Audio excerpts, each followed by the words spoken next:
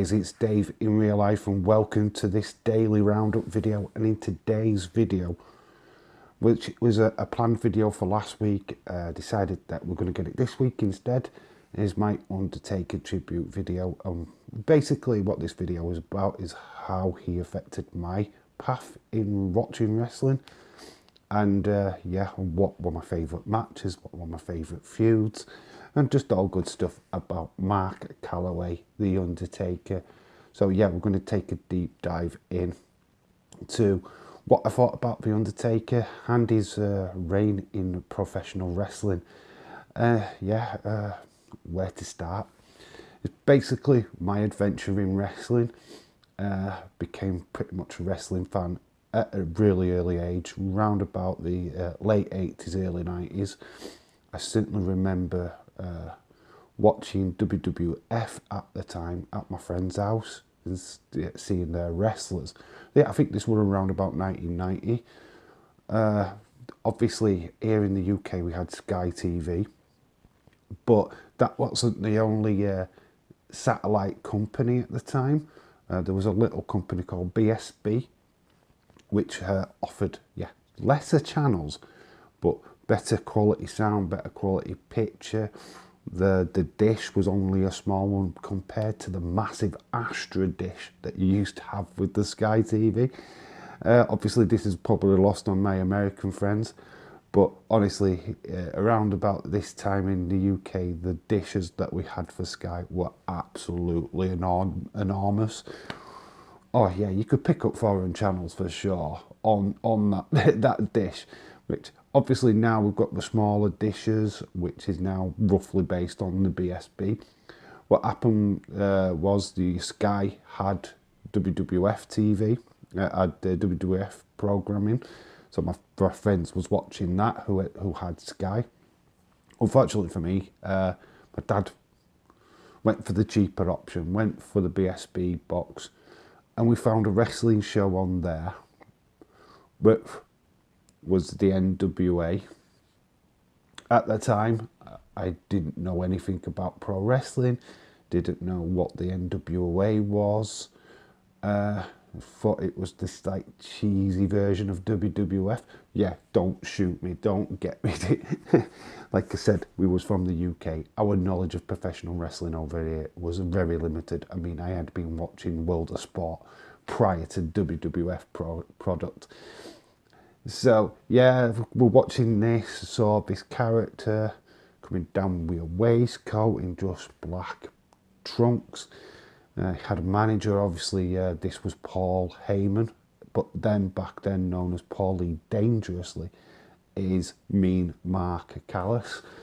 I really took notice of this guy because the particular match that I saw was him losing. He did the traditional walk the rope, holding the wrestler's hand, and then he'd come down. But in this version of it, he didn't hold his hand. He would just walk the rope into the middle and then do like a clothesline off it. On this occasion, he missed. He fell off the rope. I don't know who the person was he was wrestling. I always assumed in my head, butterfly effect, that it was would be like a jobber, like a Barry Horowitz kind of character, but I am not 100% sure who took the win. But he lost. He lost this particular match, and that was the last time I saw him on NWA. Oh, sorry, I am spitballing. I will get to my point. We jumped to 1990, Survivor Series, and we have the mystery opponent of Ted DiBiase, the $1 Million Man, in the millionaires against the Dreams. We get this huge debut. It's this bodyboarding guy wearing like a morgue outfit, yeah, the Undertaker basically. But I'm watching, and this was on a VHS tape. I think a friend of mine had taped it for me after me begging to be able to watch this. Had seen like SummerSlam from earlier that year, so I was really into WWE. But watching the NWA product in the background, so obviously as Undertaker's coming down to the ring, I'm like, Oh, wait a minute. Wait a goddamn minute. I know that face. Yeah, mean Mark Callaway was now the Undertaker.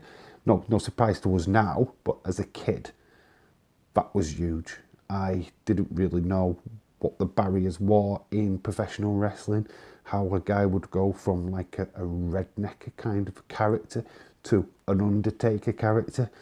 I mean, as a kid, you believed that wrestling was real, right? I believed that Big Boss Man was a police officer. I believed that the Mount, you get the gist. But here is a guy now, the dead man. And this, I knew this. I knew who he was. So being back at school, everybody's talking about The Undertaker, blah, blah, blah. And I'm like, well, I know him. Me, Mark. It was me, Mark Callaway in NWA. And just having that knowledge above everybody else, oh, just was sweet. You know what I mean? It's like now when you know a fact or you know a result or you know who the mystery person is above everybody else because you've read that dirt sheet of Dave Meltzer or Sean Ross Sapp. You know, yeah, I know I'm going to pop it in the chat and I'm going to spoil it for everybody. This was kind of like the spoiler for me. So yeah, Undertaker, Mark Callaway, Mark Callaway literally introduced me to the real world of wrestling and made me want to know more about wrestlers in general. Who were they? Where did they wrestle before? Started getting like Pro Wrestling Illustrated. Yeah, these were magazines what you wouldn't normally buy. You know, like news agents in the local market, and they'd be pinned up. I was wanting to buy that because I wanted to see which other wrestlers I could find out the real names of or find out where their past was. I mean, there was no internet. Guys, absolutely no internet. There was no Wikipedia back in the day. So I had to like get magazines. There was no access to American stuff. Do you know what I mean? It was just what was on a market stall here in my local town. So yeah, this really did get me excited. So I would absolutely thank Undertaker for that, for giving me that first for wrestling knowledge rather than it just being WWF. It may be interested in NWA. Obviously, that would turn into WCW further down the line. And yeah, that was how my interest peaked. I'm sorry, this video is massively long, but I think it's appropriate. But yeah, characters-wise, favourite at the time was the American Badass. I kind of jumped the Ministry of Darkness. I was obviously 19, 20 when this was happening. I was out drinking with my mates, so the Attitude Era, that part of the Attitude Era sadly lost me. Especially after 98, I think of Bret Hart losing to Shawn Michaels at that Survivor Series. My interest was like here, and then it just went, it kind of just dropped drastically. So Ministry of Darkness never really resonated with me. I kind of lost interest in wrestling at that point. But I joined back just as the Badass, American Badass started. Remembered that running it for The Rock. I think it was against Triple H. But yeah, he came in a big massive leather coat. I remember that. And then just the music that he had. At that time, I was very much into Kid Rock. I was into Limp Bizkit, Papa Roach, all of that stuff. Yeah, I was listening to that constantly. So having a wrestler with a Limp Bizkit track, especially like when you look at WrestleMania 17 with My Way, which was one of the best WrestleMania theme songs in my opinion. But then he was coming out to Roll It by Limp Bizkit, which was absolutely amazing. So yeah, the Badass, American Badass might not have been his best character, but it resonated with me at the time because of the music that he came out to, the style, the bike, the leather jacket, all of that stuff. So yeah, that really got me. Then obviously he turned to Dead Man Inc., won the title again. Yeah, massive respect for The Undertaker. Nearly everything that is wrestling, to me, is through Mark Callaway, seeing him, his character throughout that 30 plus years. It's literally been amazing. Some of the best feuds. Remember the Yokozuna casket matches where they used to get like everybody from the back, like Jeff Jarrett, there's Edge Drinkers, you name it, they get them all in the ring trying to get the Undertaker down. Oh, it was classic. I really wish that they'd have booked the Fiend this way, because they could have done some amazing stuff with it.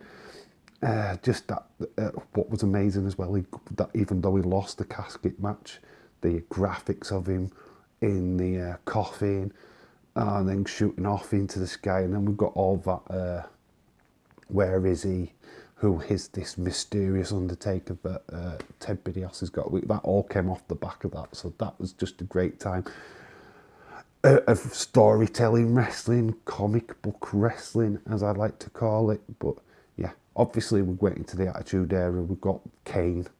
It's gotta be Kane. Kane feud, the Mankind feud, the amazing Boiler Room matches that came with that.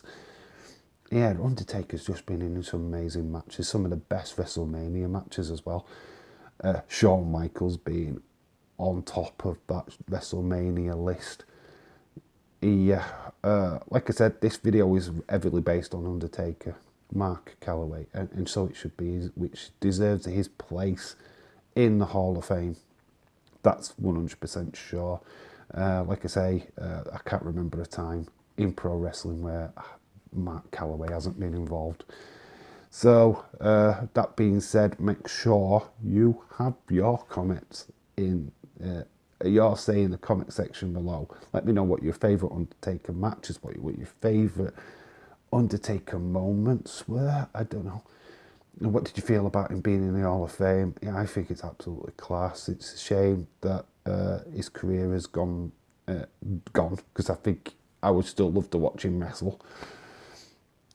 Shame we never got Sting versus Undertaker, or Fiend, the Fiend versus the Undertaker, which would have been two matches I would most want to see. In fact, fantasy book as well. What matches do you think he should have had in his career?